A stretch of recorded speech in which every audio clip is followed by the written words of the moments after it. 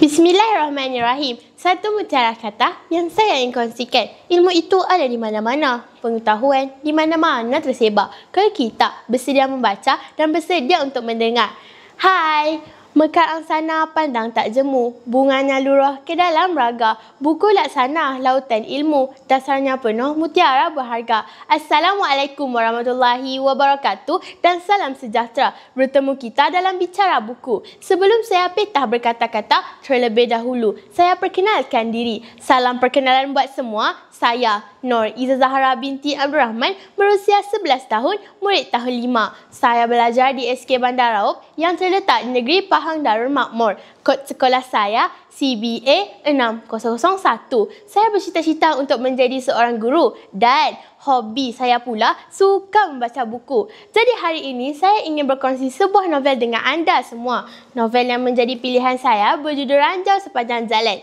Saya memilih novel ini kerana novel ini adalah hasil pena sastrawan negara kita yang terkenal, iaitu Allahyarham Sastrawan Negara Profesor Emeritus Datuk Dr. Haji Shahnan bin Ahmad. Sebuah karya lama yang telah dihasilkan pada tahun 1966. Kalau anda nak tahu, harga novel ini sangat berpatutan dan mampu dimiliki. Di Semenanjung Malaysia dijual dengan harga RM29. Di Sabah Sarawak pula dijual dengan harga RM32.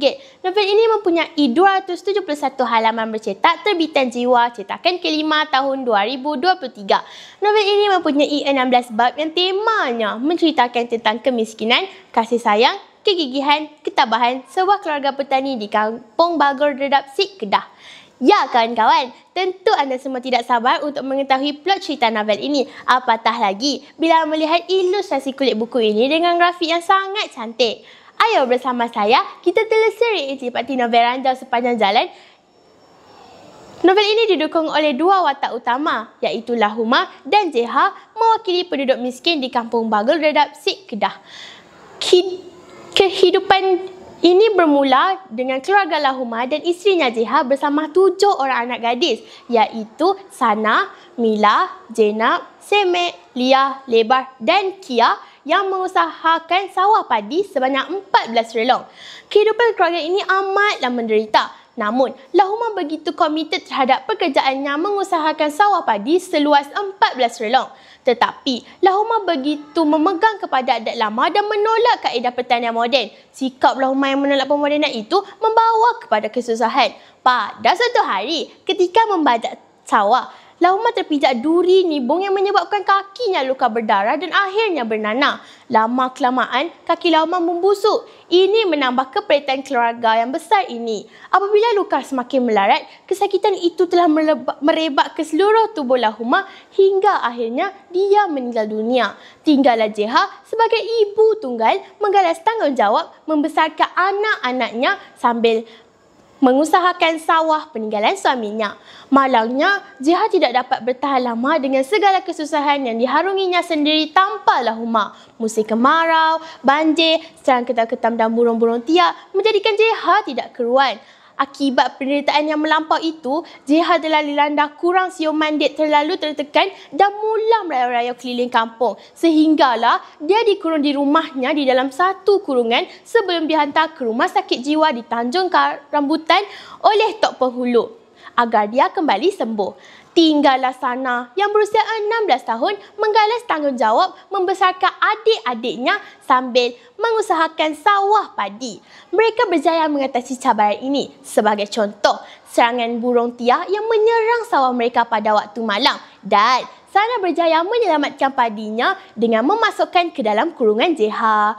Setelah tamat tempoh penahanan, Jeha pulang ke rumah. Sana mengharapkan kepulangan ibunya dengan sihat sepenuhnya. Tetapi amat malang sekali. Jeha masih belum sembuh lagi.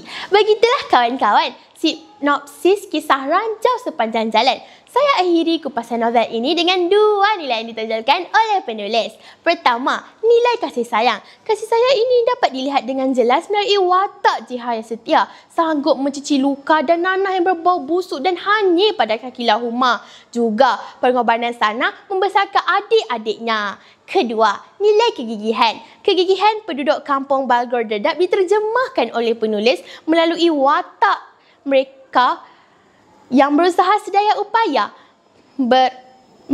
menghalau ketam-ketam dan burung tiak, musim kemarau dan banjir. Begitu kritis, sensitif dan pintarnya pemikiran Shahnun Ahmad sehingga dapat menggambarkan kesusahan hidup golongan miskin di seluruh negeri di Malaysia dengan begitu berkesan kepada pembaca. Ya kawan-kawan, apa lagi yang menarik tentang buku ini? Di belakang buku ini terdapat glosari perkataan. Mudah untuk kita merujuk apa maksud perkataan yang kita tak tahu apa maksudnya. Saya juga berpendapat ilustrasi gambar perlu diperbanyakkan untuk lebih perhatian pembaca. Akhir kata dari saya, kenalilah sastrawan negara kita dengan cara membaca hasil karya mereka. Tak lapuk dek hujan, tak lekang dek panas. Sekian, terima kasih.